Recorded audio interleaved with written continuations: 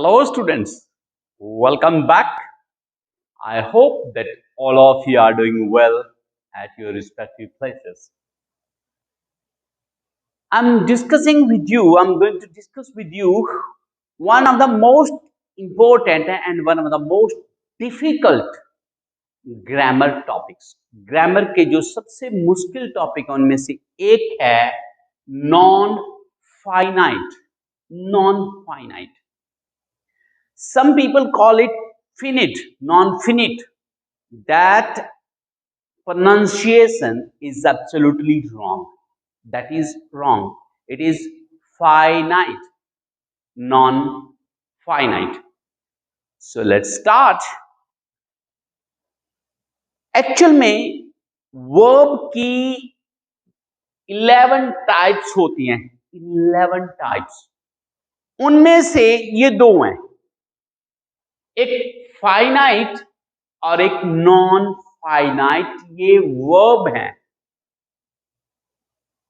I hope clear verb की 11 types हैं 11 कैसे कौन सी हैं उनको हम किसी और में डिस्कस करेंगे जैसे strong verb weak verb regular verb irregular verb finite non finite इस तरह से ये 11 है हम उनमें से सिर्फ दो के बारे में बात करेंगे जो है finite and non finite so finite का मतलब क्या होता है फाइनाइट वो होता है जिसकी कोई लिमिट हो लिमिट कि ये बस यहां तक जा सकता है ये यहां तक कर सकता है और आपको पता है कि जिसके आगे भी नॉन लग गया ये उसके मीनिंग को कंप्लीटली अपोजिट कर देता है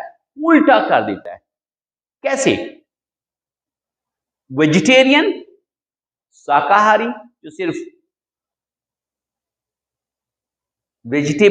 वेजिटेबल्स वगैरह खाते हैं नॉन वेजिटेरियन जो मांस खाते हैं नॉन वेजिटेरियन के आगे नॉन लगा दिया तो उसकी मीनिंग को इसी तरह से फाइनाइट का मतलब है कि एक ऐसी वर्ब जिसकी लिमिट हो मतलब यहां इसका मतलब है जो चेंज होती हो जैसे जैसे सब्जेक्ट चेंज होगा वर्ब चेंज हो जाएगी जैसे जैसे टेंस चेंज होगा वर्ब चेंज हो जाएगी बट नॉन फाइनाइट है उसकी कोई लिमिट नहीं है वो कभी चेंज नहीं होगी सब्जेक्ट कुछ भी हो सिंगुलर हो प्लूरल हो मेल हो फीमेल हो टेंस प्रेजेंट इंडेफिनिट हो पास्ट इंडेफिनिट हो परफेक्ट इंडेफिनिट परफेक्ट हो परफेक्ट कॉन्टिन्यूस हो कोई भी हो वो चेंज नहीं होगी I hope it's clear so finite एक वर्ब है फाइनाइट और नॉन फाइनाइट दोनों वर्ब है वर्ब के 11 टाइप्स में से दो वर्ब फाइनाइट वर्ब और नॉन फाइनाइट फाइनाइट जो चेंज होती है और नॉन फाइनाइट जो चेंज नहीं होती सो वर्ब के दो टाइप हैं finite and non finite finite verb finite verb के आगे पार्ट्स नहीं होते बट नॉन फाइनाइट के आगे 3 पार्ट होते हैं gerund participle and infinitive so first of all I will give you the example of these two okay I go to market I go to market go he goes to market goes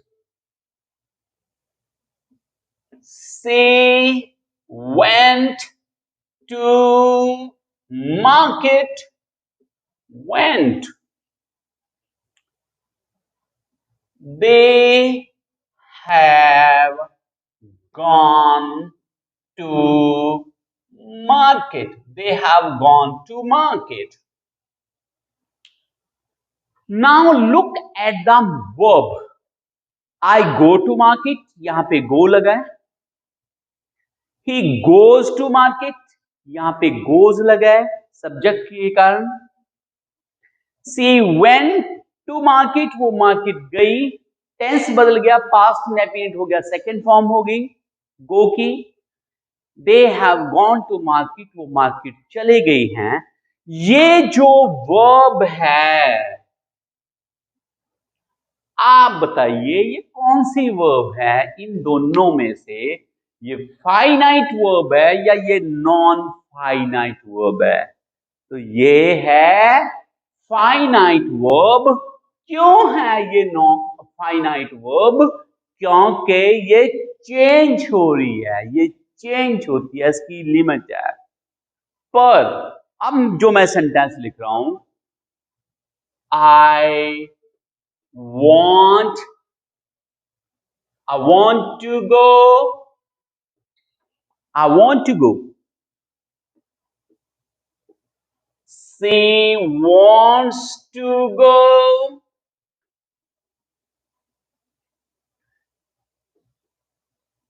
They wanted to go.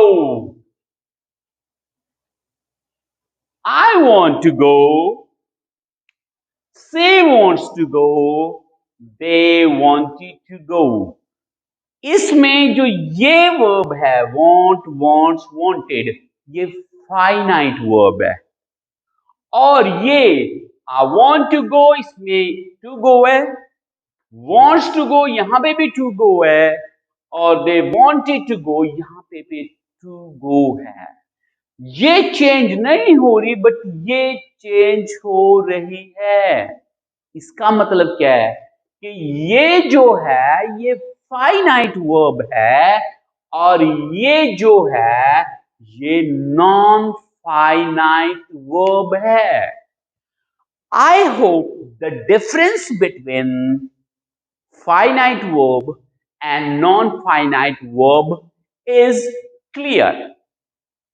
So in the rest of the video, we will discuss only one part of it.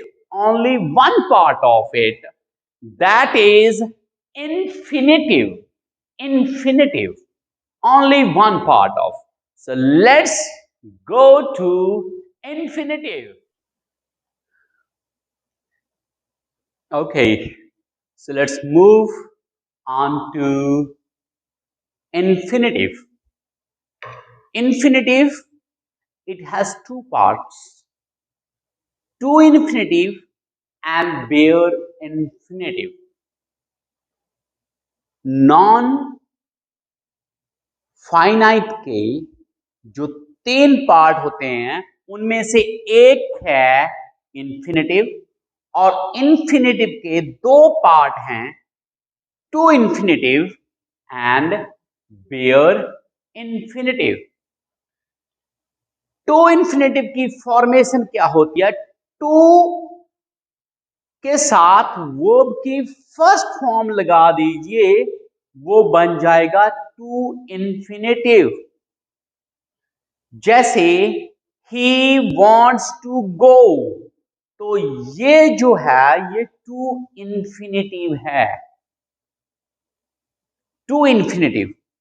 कुछ words हैं जिनके साथ हमेशा to infinitive ही लगता है. ये subject का काम करते हैं, ये और भी कई काम करते हैं. और इसी तरह से दूसरा है बेयर इंफिनिटिव. बेयर का मतलब क्या होता है? बेयर का मतलब होता है विदाउट क्लोथ्स. विदाउट क्लोथ्स और without covering. Without covering. Okay, let me, there are two words. One is bare and one is naked. One is bare and one is naked. Bare is used for body parts. जब body parts uncovered हों उनके लिए use किया जाता है bear, like bear head, नंगे सिर, जिस जब सिर पे कुछ ना हो, बेयर आर्म, नंगी बाजू, मतलब जब बाजू के ऊपर कोई कपड़ा वगैरह ना हो, बेयर फुट, बेयर फुट, नंगे पांव।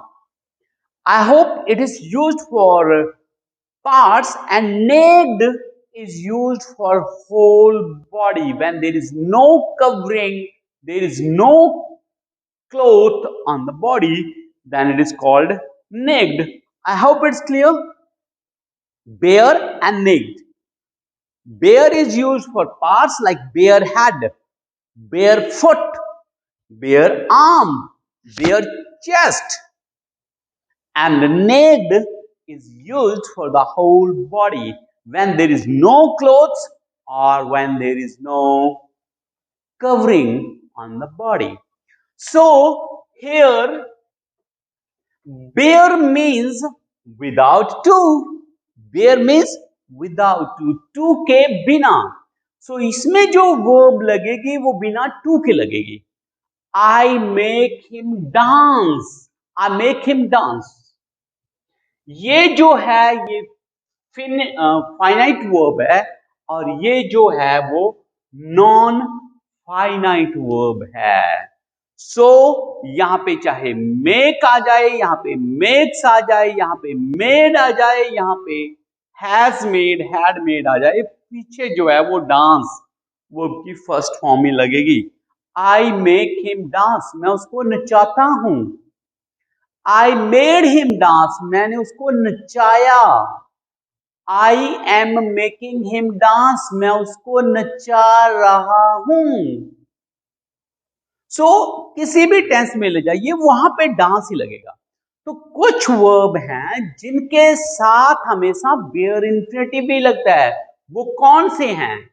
जैसे feel, feel, make, let, bid, watch, behold और सारे के सारे मॉडल, सारे के सारे modal can, could, will, would, shall, should, इन सभी के साथ भी वर्ब की फर्स्ट फॉर्म भी लगती है और उसमें वो कभी भी चेंज नहीं होती. और बाकी हैं had better, had rather, had sooner. So these are the words which always take bare infinitive. मतलब verb की फर्स्ट फॉर्म आप उसको प्रेजेंट में लिख दीजिए, पास्ट में लिख दीजिए, फ्यूचर में लिख दीजिए, जहां मर्जी लिख दीजिए, वहां पे वर्ब की फर्स्ट फॉर्म ही लगेगी. Okay, let me give. he let me he let me play. He let me play. He let me play. He is letting me play. She lets me play. My mother is letting me play. Yes. So यहां पे play ही आएगा. Okay. I made him laugh. I made him laugh. I made him laugh. मैंने उसको हंसाया. ये main verb है, ये finite verb है और ये नॉन फाइनाइट वर्ब है. ये कभी चेंज नहीं होगी. I made him laugh. I make him laugh. I'm making him laugh. I have made him laugh. मैंने उसे हंसा दिया है, मैं उसे हंसाता हूं. तो यहाँ पे laugh ही आएगा. So these are the verbs जिनके साथ हमेशा बेयर इंफिनिटिव भी लगेगा. और yes, these are the verbs जिनके साथ टू इंफिनिटिव ही लगेगा. I know how to dance. I know how to dance. I know how to dance. मुझे नाचना आता है. I know how to speak English. मुझे इंग्लिश बोलनी आती है. I know how to tell a lie. मुझे झूठ बोलना आता है. So all these, okay, I chanced to meet him. I chanced to meet him. मुझे उसे मिलने का मौका मिला. I chanced to see a snake. मुझे एक सांप को देखने का मौका मिला. So ये जो वर्ब हैं उनके साथ हमेशा बेयर इंफिनिटिव लगता है. Okay, so we discussed only one part of non-finite. जो non-finite के 3 पार्ट थे उनमें से हमने सिर्फ एक डिस्कस किया है और वो है इंफिनिटिव. अगली वीडियो में हम एक और उसके पार्ट को डिस्कस करेंगे. So thank you for watching this video and don't forget to give it a thumbs up. It energized me. And yes, also subscribe this channel if you are new to it. Thank you. Bye. See you later in the next video.